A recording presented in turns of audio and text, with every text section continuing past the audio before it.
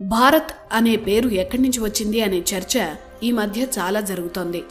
భరతుడి పేరు మీద వచ్చిందని చాలామంది అంటుంటారు. కానీ కాదు. భరతుడి కంటే కొన్ని లక్షల సంవత్సరాల ముందే భరతఖండానికి చాలా చరిత్ర ఉంది. చాలామందికి తెలియని చరిత్ర అది. అందుకే మన దేశానికి భరత అనే పేరు ఎలా వచ్చిందో సమగ్రంగా చెప్పే స్టోరీ ఇది. బ్రిటిష్ వారు మన చరిత్రను ఎంత నాశనం చేయాలో అంత చేశారు. ఇప్పుడు మనం పుస్తకాల్లో చదువుతున్న చరిత్ర అంతా కన్ఫ్యూజనే. బ్రిటిష్ కాలంలోనే కోట వెంకటాచలం అనే గొప్ప చరిత్రకారులు ఉండేవారు. భారత చరిత్ర మీద ఎన్నో అద్భుత పుస్తకాలు రచించారు. ఆ పుస్తకాలను ఆనాడు బ్రిటిష్ ప్రభుత్వం స్వాతంత్ర్యం వచ్చాక మన ప్రభుత్వాలు కూడా కనపడకుండా చేశాయి. కానీ ఇంటర్నెట్ పుణ్యమా అని ఆయన పుస్తకాలు దొరుకుతున్నాయి. ఎవరో విదేశీయులు ఆ తర్వాత వారి ప్రేరణతో మన స్వదేశీయులు రాసిన చరిత్రను గుడ్డిగా నమ్ముతున్నామప్పుడు. కోట వెంకటాచలం లాంటి గొప్ప పరిశోధకుడు రాసిన చరిత్రను ఎందుకు నమ్మకూడదు? భారత అనే పేరు ఎలా వచ్చింది? ఇది తెలియాలంటే ఈ సృష్టి ఆవిర్భావం, అలాగే భూమిపై జీవం ఏర్పడిన సమయం గురించి తెలియాలి. ఈ విశ్వం తర్వాత బ్రహ్మాండం, ఆ బ్రహ్మాండం బద్దలై ఇప్పుడు మనం చూస్తున్న అంతరిక్షం ఏర్పడ్డాయని హబుల్ టెలిస్కోపులు చెప్పడానికి 1000 ఏళ్ల ముందే ప్రతి పురాణము చెప్పింది. పురాతన చరిత్రను చెప్పే గ్రంథాలే పురాణాలు. పురాణం అంటే అర్థం అదే. జీవానికి అనుకూలమైన గ్రహం భూమి మాత్రమే అని బ్రహ్మాండ పురాణంలో ఉంటుంది. అలా భూమిపై జీవం మొదలైంది. సోలార్ సిస్టంలో మన భూమి ఒక భాగమని అందరికీ తెలుసు. ఆ సూర్యుడి శక్తి నుంచే జీవం పుట్టింది. సూర్యుడి వెలుగే జీవం. మన పురాణాలు వేదాల ప్రకారం మనిషిగానే జన్మించాడు. కోతి నుంచో చింపాంజీ నుంచో పరిణామం చెందినట్లు ఎక్కడా కనిపించదు. సూర్యుడే జీవానికి ఆధారం అన్న సంగతి సైన్స్ తెలిసిన వారందరికీ తెలిసిన విషయమే. అదే విషయాన్ని మన వేదాలు పురాణాలు ఎప్పుడో చెప్పాయి. ఆ సూర్యుడి వెలుగు నుంచి దేవతల శక్తితో అంటే ప్రకృతి శక్తితో జన్మించిన తొలి మానవుడే స్వయంభువ మనువు. అలా ఈ సృష్టి మొదలైంది. కొత్త సృష్టిలో తొలి మన్వంతరం ప్రారంభమైంది. సృష్టిని మన్వంతరాల కాలంతో పోలుస్తారు. అలా స్వయంభువ మనువుగా మనిషి మనుగడ ప్రారంభమైన మన్వంతరాన్ని స్వయంభువ మన్వంతరం అంటారు. 14 మన్వంతరాలు బ్రహ్మకు లేదా ఈ బ్రహ్మాండానికి ఒక పగటి కాలం. ఈ 14 మన్వంతరాలు పూర్తయ్యాక ఈ సృష్టి ముగిసి కొత్త సృష్టి మళ్లీ మొదలవుతుంది. ఒక్కో మన్వంతరం 71 మహాయుగాలు. ఒక మహాయుగంలో 4 యుగాలు అంటే 43,20,000 సంవత్సరాలు ఒక మహాయుగం. ఆ లెక్కన స్వయంభువ మన్వంతరం మొదలై 195,58,85,000 సంవత్సరాలైంది. ఇప్పుడు మనం 7వ మన్వంతరమైన వైవస్వత మన్వంతరంలో ఉన్నాం. సూర్యుడి వెలుగు నుంచి జన్మించిన స్వయంభువ మనువు నుంచి మానవ జాతి వృద్ధి చెందింది. సూర్యుడి వెలుగుని భా అంటాం. ఆ వెలుగు నుంచి పుట్టిన వారసులు కాబట్టే మనువు వారసులను దేవతలు భారతులు అని పిలిచారు. వీరు నివసించిన ప్రాంతం భరతవర్షమైంది. అలా వచ్చింది భారత అనే పేరు. మనువు వారసులు పాలించిన ఈ ప్రాంతాన్ని భరతవర్షంగా పిలవడం మొదలుపెట్టారు. అప్పటినుంచి జంబూ ద్వీపంగా చెప్పే ఈ ఖండంలో ప్రధానమైన ప్రాంతం భారత్. అప్పట్లో అతిపెద్ద దేశాలను వర్ష అనేవారు. అలా జంబూ ద్వీపంలో భరత వర్షం అతి ముఖ్యమైన ప్రాంతమైంది. మనమంతా ఆ ప్రాంతానికి చెందిన వారం కాబట్టే ఏదైనా పూజలో సంకల్పం చెప్పేటప్పుడు జంబూ ద్వీపే భరతవర్షే అని మన అడ్రస్ చెప్పుకుంటాం. సూర్య వంశంలో తమ పూర్వీకులు భారతులు కాబట్టే దశరథుడు తనకు చాలా ఇష్టమైన భార్య కైకకు పుట్టిన బిడ్డకు భరత అని పేరు పెట్టాడు. ఆ తర్వాత శకుంతల తన తండ్రి అయిన విశ్వామిత్రుడి పూర్వీకులు భారతులే కాబట్టి తన బిడ్డకు భరత అని పేరు పెట్టింది. అంతే తప్ప ఈ భరతుడు పాలించినందుకే భారతదేశం అని పేరు రాలేదు. మానవ జాతికి మూల పురుషులు ఆ భరతులు. మన రూట్స్ అక్కడే ఉన్నాయి. అందుకే మనమంతా భారతీయులమయ్యాం. మన చరిత్రలో భరత అనే పేరుతో చాలామంది ఉన్నారు. భరత అనేది ఒక వ్యక్తి పేరు కాదు. భరత అనేది ఈ నేల మీద పుట్టిన మానవ జాతి పేరు. ఇది భరత అనే పదం వెనుక ఉన్న అసలైన కథ. ప్రతి మన్వంతరం ముగియగానే ప్రళయం రావడం, మళ్లీ కొత్త జీవం పుట్టడం జరుగుతుంటాయి. ఇప్పుడు మనం ఉంటున్న మన్వంతరం వైవస్వత మన్వంతరం. ఇది 7వ మన్వంతరం. అందుకే పూజల్లో వైవస్వత మన్వంతరే కలియుగే ప్రథమ పాదే అని సంకల్పం చదువుతాం.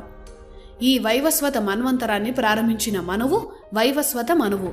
వివస్వత అంటే సూర్యుడు. సూర్యుడి అంశతో వైవస్వత మనువు పుట్టాడని మత్స్య పురాణం చెప్తోంది. అంటే ఈ మనువు కూడా సూర్యుడి కుమారుడే. అందువల్ల ఇతని వంశం కూడా భారత వంశమే. ఈ వైవస్వత మనువు కుమారుడే ఇక్ష్వాకు. ఇక్కడితో సూర్యవంశం ప్రారంభమైంది. ఈ ఇక్ష్వాకు వంశంలో జన్మించిన మహానుభావుడే శ్రీరాముడు. ఈ వైవస్వత మన్వంతరం ప్రారంభమై ఇప్పటికి 12,05,33,000 సంవత్సరాలు గడిచాయి. అంటే ఇప్పుడు మనం ఉంటున్న కాలంలో తొలి మానవుడు జన్మించిన కాలం అన్నమాట. ఈ మన్వంతరంలో మనువు మూల పురుషులు కూడా భారతులే, అంటే భరతఖండానికి చెందినవారు అని అర్థం.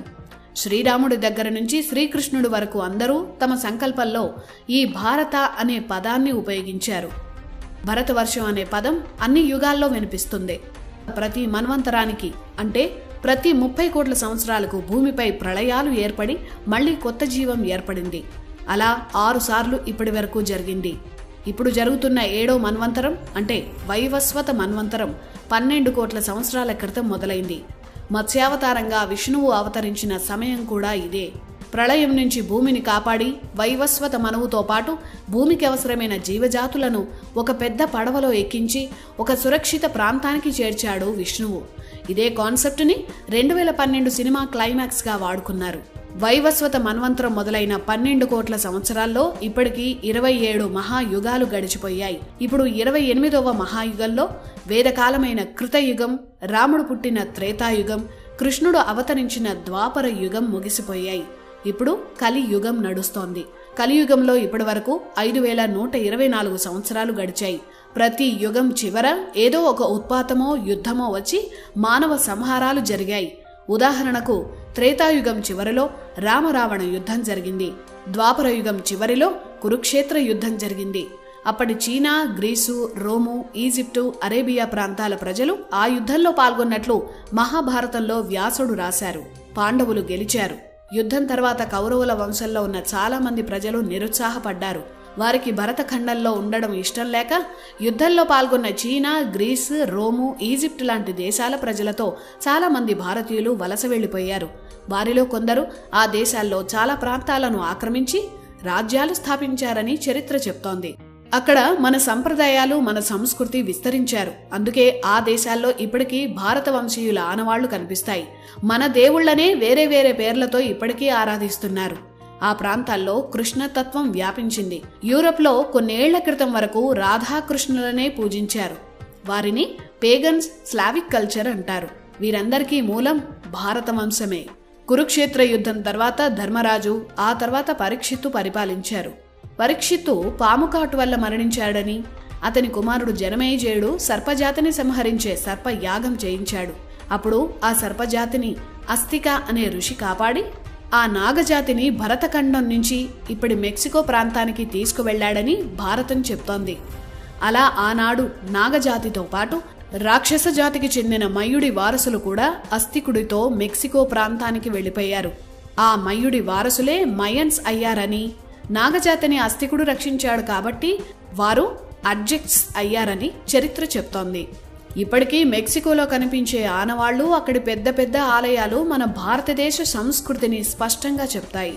అంతెందుకు, మహాభారతం అనే పేరు వెనుక అసలు కథ ఇదే. మానవ మనుగడ, నాగరికత, చరిత్రను చెప్పే విధంగానే వ్యాసుడు తన ఇతిహాసానికి భారతం అని పేరు పెట్టాడు. మొదట జయం అనే పేరు పెట్టి ఆ తర్వాత భారత చరిత్రను చెప్పేందుకే భారతం అని పేరు మార్చడం వెనుక చారిత్రక కారణాలు ఉన్నాయి. ఇది భారత్ అనే పేరు వెనుక ఉన్న లక్షల ఏళ్ల చరిత్ర. మన భారతదేశ చరిత్రను రాయడమూ కష్టమే, ఆ చరిత్రను చెప్పడమూ కష్టమే. ఎందుకంటే ఏ దేశానికైనా మహా అయితే 1000 ఏళ్ళో 2000 ఏళ్ళో చరిత్ర ఉంటుంది. కానీ ఈ వేద భూమికి కోట్ల ఏళ్ల చరిత్ర ఉంది. ఇన్ని కోట్ల ఏళ్లలో ఎన్నో ఉత్పాతాలు, ప్రళయాలు, దాడులు, దోపిడీలు జరిగాయి. ఆ ఉత్పాతాలు, విధ్వంసాల మధ్య మన గ్రంథాలు ఎన్నో నాశనమయ్యాయి. అందుకే మన ఋషులు శృతిబద్ధంగా పాఠం బోధించేవారు. అంటే బట్టి పట్టే విధానం.